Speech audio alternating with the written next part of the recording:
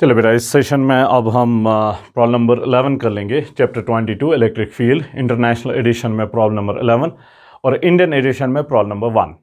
जैसे कि मैंने पहले भी कहा है कि इंडियन एडिशन में प्रॉब्लम्स में थोड़ा सा डेटा कभी कभी चेंज किया गया है, तो लेकिन बेसिक क्वेश्चन जो है वो सेम है।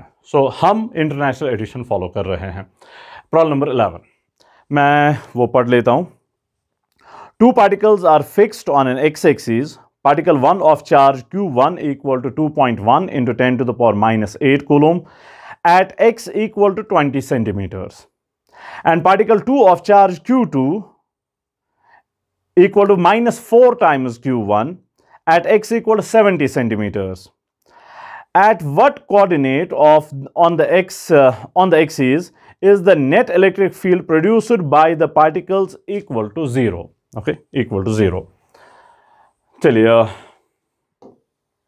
ये डेटा दिया हुआ है। पहले ही मैं यहीं पर लिखता हूं। अगर Q1 जो है वो Q के बराबर है तो Q2 जो है वो -4 टाइम्स Q के बराबर है। Okay, -4 times Q।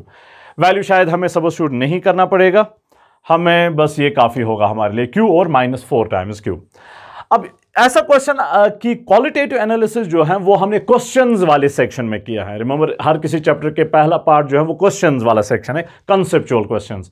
तो मैंने वहां पर कहा भी था कि वहां पर तो सिर्फ हमें बताना था कि जीरो नेट फील्ड जीरो होने की पॉसिबिलिटी कहां पर है। यहां पर एग्जैक्टली देखेंगे कि कहां पर होगा, तो वो यहां पर कर लेंगे। सो आई विल स्ट्रांगली सजेस्ट कि आप वो क्वेश्चंस वाला सेक्शन जो है वो पहले देख लें।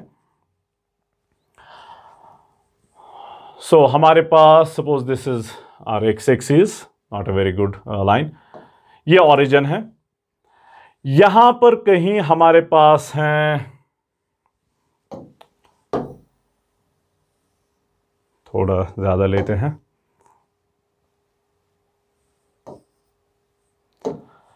यहां पर कहीं हमारे पास Q1 है जो Q के बराबर अब हम ले रहे हैं, और यहां पर कहीं हमारे पास Q2 है जो -4 टाइम्स Q के बराबर है। ओके, -4 टाइम्स Q के बराबर है। Q1 की पोजीशन जो है वो दी गई है, वो 20 सेंटीमीटर्स है, यानी कि ओरिजिन से उसकी डिस्टेंस 20 सेंटीमीटर्स है। और Q2 की जो डिस्टेंस है जो -4 Q के बराबर है वो 70 सेंटीमीटर्स के बराबर दिया हुआ है, यानी कि ओरिजिन से यहां तक डिस्टेंस जो है वो 70 सेंटीमीटर्स है। तो इन दो के बीच में कितनी डिस्टेंस हुई? That is equal to 50 centimetres. ये 50 सेंटीमीटर्स। ओके, 50। वहां क्वेश्चन में हमने इस डिस्टेंस को L कहा था। ओके, नाउ वो सब मैं यहां पर रिपीट नहीं कर लूंगा, इसलिए मैंने बोला था कि आप वो देख लें, वो वाला क्वेश्चन जिसमें ये हमें बताना है कि फील्ड कहां पर जीरो होने के चांसेस है। तो वहां पर दो पार्टिकल्स जो हैं दे आर अनलाइक पार्टिकल्स, ये पॉजिटिव है, ये नेगेटिव है। तो इसमें फील्ड जीरो होने के चांसेस कहां पर होते हैं? On the side of smaller charge. On the side of smaller charge. तो वहां का कंक्लूजन मैं यहां पर डायरेक्टली ले रहा हूं। लेट मी सी क्वेश्चन नंबर क्या था वहां पर, if I can find it.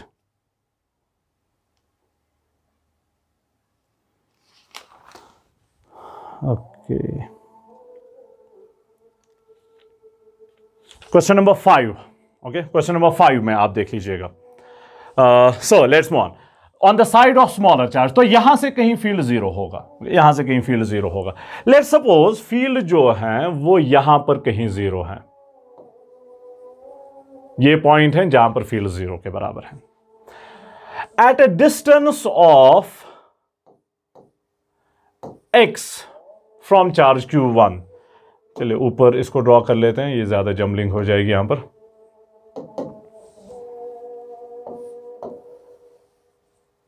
At a distance of x from the smaller charge Q1। Remember, ये x में ओरिजिन से डिस्टेंस नहीं ले रहा हूं, मैं Q से डिस्टेंस ले रहा हूं। इस बात का खास ख्याल रखना है। हमें बताया क्या गया, हमें निकालना क्या है, इसका x कोऑर्डिनेट निकालना है। दैट मींस ओरिजिन से यहां तक डिस्टेंस हमें निकालनी है। लेकिन पहले मैं ये निकालूंगा, ये डिस्टेंस चार्ज Q1 से यहां तक डिस्टेंस, वो ज्यादा आसान रहेगा। अगर आपको ये पता चल गया, ये तो पहले ही पता है, तो ये आप निकाल सकते हैं easily within one step. So मैं डिस्टेंस x जो है ओरिजिन से नहीं ले रहा हूं, चार्ज Q से ले रहा हूं, स्मॉलर चार्ज Q से ले रहा हूं। और इसको मैं फिलहाल x कहूं, L कहूंगा, लास्ट में इसका वैल्यू 50 सब्स्टिट्यूट कर लेंगे। चलिए अब देख लेते हैं। अब इस पॉइंट पे, let's call this point P, इस पॉइंट P पे how many sources are there for the field? एक तो इसका सोर्स है, लेट्स कॉल दिस पार्टिकल 1 और पार्टिकल 2 का। वैसे क्वेश्चन लिटरली इसको Q1 और Q2 कह रहा है। ये पॉजिटिवली चार्ज पार्टिकल हैं तो इसका field away from the charge होगा, okay, away from the charge. तो इसका फील्ड जो है वो यहां है E1। ये नेगेटिव चार्ज है तो इसका फील्ड टुवर्ड्स नेगेटिव चार्ज होगा, तो वो यहां पर E2। Okay, you can see they are in opposite directions, obviously zero तो तभी पॉसिबिलिटी है।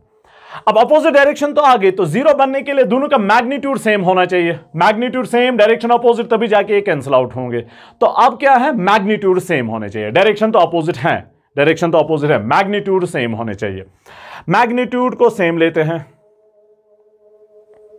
For field to be zero, for field to be zero, E1 must be equal to E2.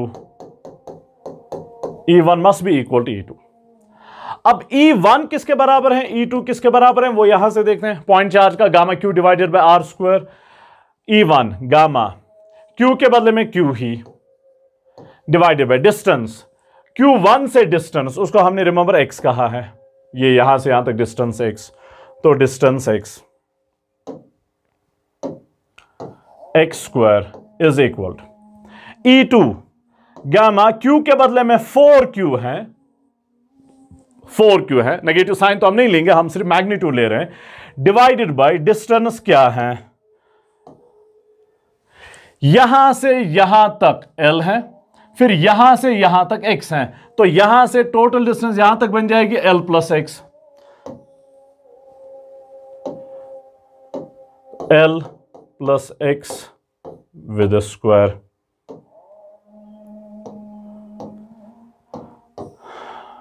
चलिए, now you can see gamma and gamma cancels out, Q and Q cancels out, so what are we left with? 1 divided by X square is equal to यहां पर 4 divided by L plus X square। L plus X square को वहां लेते हैं, so L plus X divided by X, इसका भी square है, इसका भी स्क्वायर है, तो वो कॉमन लेते हैं, whole square is equal to 4 यहां पर। सो दिस इंप्लाइज X को अलग अलग डिवाइड कर लेते हैं, ये बन जाएगा L divided by X plus X divided by X is 1 is equal, square को यहां लेते हैं, वो रूट बन जाएगा, 4 का स्क्वायर रूट जो है वो 2 के बराबर। So this implies L divided by X is equal, 1 को यहां, 2 minus 1 is 1, so this implies L is equal to X. L is equal to X. So अब रिमेंबर L जो है वो 50 सेंटीमीटर्स के बराबर है, दैट वुड मीन X भी 50 सेंटीमीटर्स के बराबर है।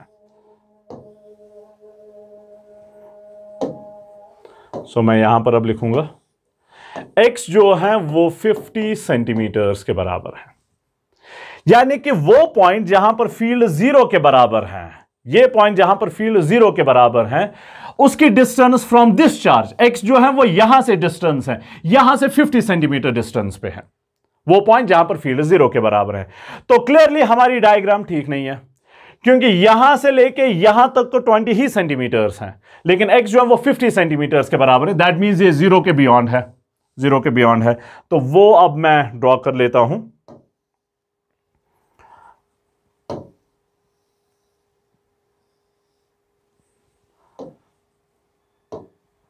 पहले मैं एक्सीस को एक्सटेंड कर लूंगा, ये यहां, ओके।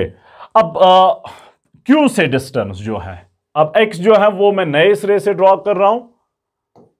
Q से डिस्टेंस X जो है वो अब 50 सेंटीमीटर्स के बराबर है, तो पॉइंट P जो है वो यहां पर नहीं है, यहां पर कहीं है, ओके, वहां पर कहीं है।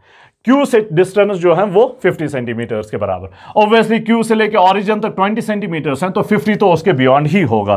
तो मैं पुराने वाले को अब इरेज कर लेता हूं। तो this thing is not the actual fact, अब ये भी यहां पर नहीं दिखाते हैं, ओके। हमें क्या बताया गया था निकालने के लिए? हमें बताया गया था उस पॉइंट का फील्ड पोजीशन निकालने के लिए जहां पर फील्ड जो होगा वो 0 के बराबर होगा। पोजीशन का मतलब एक्स कोऑर्डिनेट का मतलब ओरिजिन से यहां तक डिस्टेंस। ओके, ओरिजिन से यहां तक डिस्टेंस, दैट मींस ये हमें निकालने के लिए कहा गया है। ये अब यहां से लेके यहां तक 20 सेंटीमीटर्स हैं, यहां से लेके यहां तक 50 सेंटीमीटर्स हैं, तो यहां से लेके यहां तक कितना होगा? That will be 50 centimetres minus this 20 centimetres, 30 centimetres. 50 centimetres ये सारा माइनस ये वाला पार्ट 20 सेंटीमीटर्स, वो बन जाएगा 30 सेंटीमीटर्स। लेकिन नेगेटिव साइड्स हैं तो हम माइनस 30 सेंटीमीटर्स लिखेंगे, तो वो यहां पर लिखते हैं। Therefore x coordinate